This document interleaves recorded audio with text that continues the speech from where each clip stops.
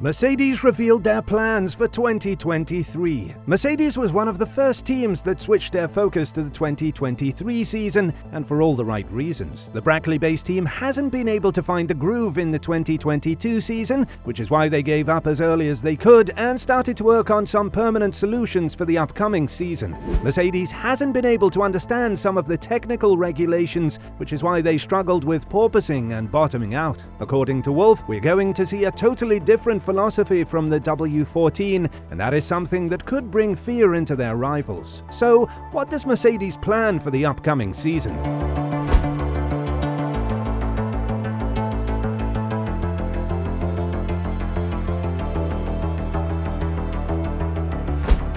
One of the main things that the Brackley-based team needs to address is the porpoising and bottoming out. Although they found some kind of solution for the 2022 season, it became evident that they weren't permanent ones. One of the reasons why is because there isn't a single thing that is causing this phenomenon to happen, but a mix of multiple factors. That is why the problem is much deeper than the team originally thought, and that is why addressing it would be much harder. Still, that is something that the team is ready to battle with in the upcoming period, and many of the Mercedes executives spoke about this address. Toto Wolff said that this challenge isn't going to be an easy one, given the fact that turning the ship into this industry is much easier said than done.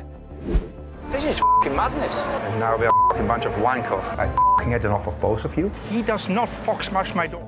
To turn the ship in this industry is a little bit like an oil tanker. First, you have to understand what the root cause is for your non-performance, and then you have to peel the various skins off. What is the first layer? What is the second layer? Are we really on top of all the questions? And the answer is no, we are not. But I think a big chunk of the performance that we are missing, we have discovered. It's not something we can change this year. It's decisions that we've made for next year. But I'm not 100% confident to say here next year we will be fighting for the World Championship. The aim is, the expectation is, but there is still work to do. On the other hand, a very important thing in developing a car is the driver's feedback. That is something that helps the engineers quite a lot when it comes to solving the problems of the car. The W13 has been described as the most troublesome car in Hamilton's career, and he gave us an assessment of some of the issues that he has had to face this season when it comes to driving it.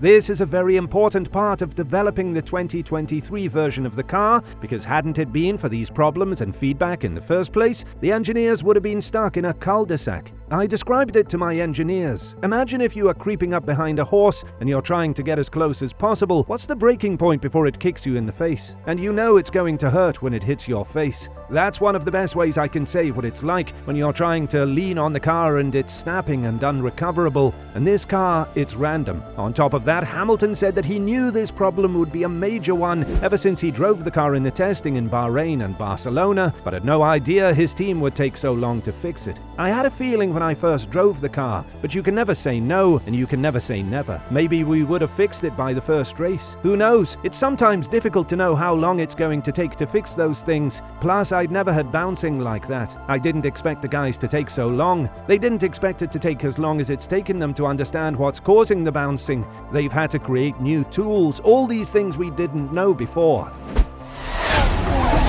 Oh, and it's Nikita Mazepin off.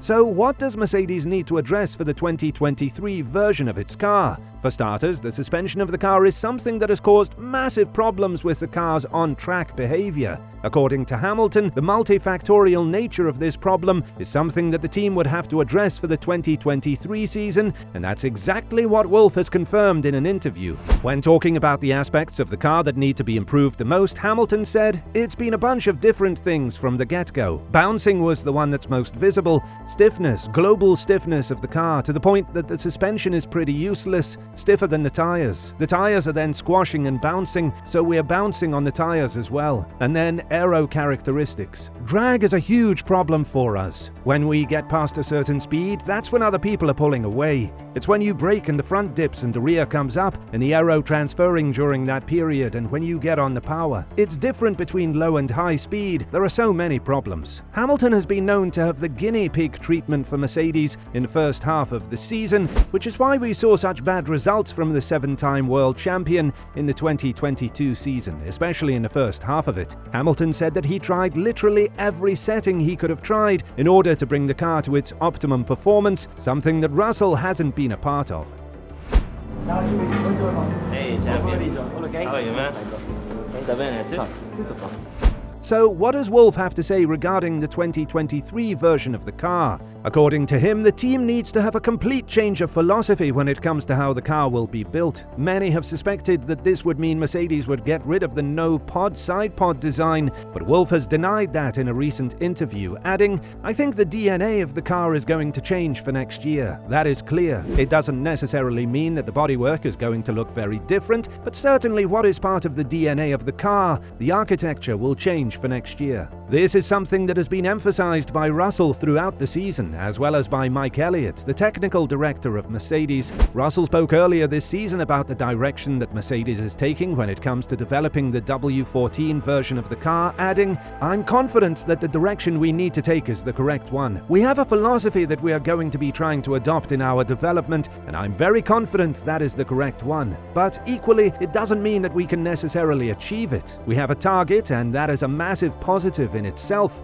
As I said, we have a clear target we are trying to chase. Now, can we achieve that? I have every confidence that we can. We obviously don't know how much the other rivals are going to improve over this winter, but I definitely have confidence that we will have a more complete car across the circuit ranges into 2023. Still, Russell was very cautious when it comes to revealing new details about the car, saying that they have a competition that they need to think of, and they need to be ahead of everyone else when it comes to car development. Still, there are quite a few factors that Mercedes needs to address if they want to be competitive yet again. For starters, the team lacks an enormous amount of straight line speed compared to Red Bull. This deficit isn't that big when you compare it with Ferrari, but it still exists. This is something that Mercedes has been very dominant in the previous 8 seasons when they won all of the Constructors' Championships. But now, in 2022, with the engine freeze taking place, rest assured that Mercedes will have a hard time turning the industry in their own favor yet again. This is something that has been emphasized by Hamilton and Ralf Schumacher, saying that we are currently facing a period that could be a Red Bull-dominated era, at least until the beginning of the 2026 season. The 2026 season will be set to see a huge shake-up in the technical regulations, similar to what has happened in 2022. With that being said, Mercedes' hands are full of work, and they need to get on top of their game as soon as possible if they want to have a productive and prolific season from 2023 onwards.